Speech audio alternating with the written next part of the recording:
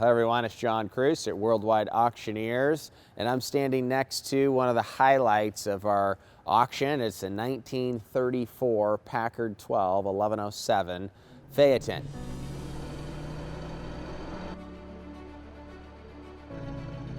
As we all know, the Packard 12 is a pinnacle of the American collector car marketplace, and a lot of that is due to the spectacular nature of the engine.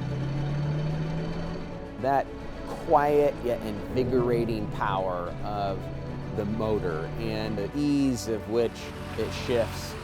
This one stands out because it has phenomenal provenance, having actually carried President Franklin Delano Roosevelt around back in the period, which I think is an exceptional piece, and has been to Pebble Beach. Not just been to Pebble Beach, actually won Best in Class at Pebble Beach. The fact that it's a multi 100-point winner, the Classic Car Club of America, because this car is a great touring car and runs well.